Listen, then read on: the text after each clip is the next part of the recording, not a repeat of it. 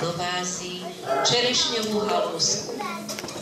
Polievali ju vodou z potoka, ktorú prinášali v ústach. Ak do štedrého dňa vykvitla, mohlo sa dievča tešiť na svadbu. Stromček, vstávaj, nespí už toľko, ovocie dávaj. Znie Barbori, daj mi ticho vedieť, s kým budem sedieť za stolom červeným pod vienkom zeleným.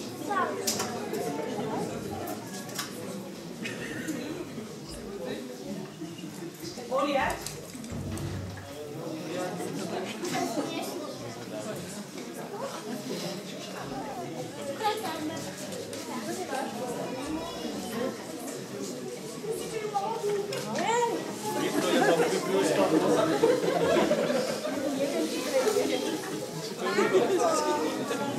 Poštegľujú.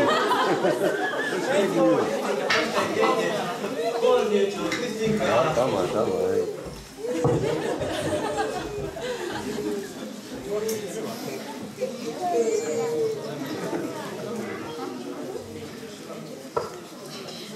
Kedysi bol deň Lucie považovaný za najkratší deň v roku. Rozšírená bola viera, že počas najdlhšej noci mali všetky zlé sily a bytosti najväčší vplyv.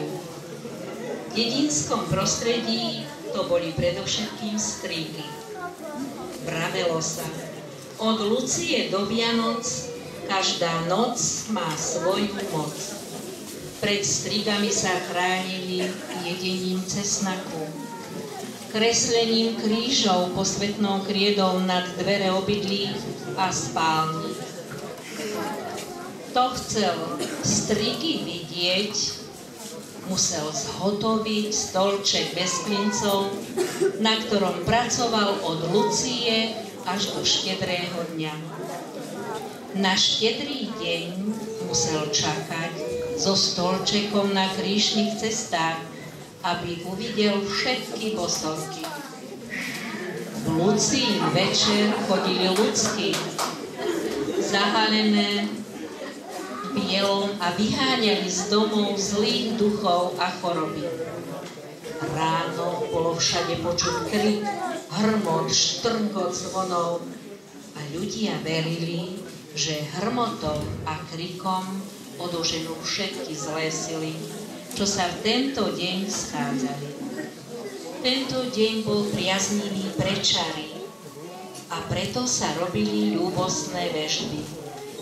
Dievčatá písali lístočky s menami chlapcov, ktoré postupne pálili každý deň až do štedrého dňa.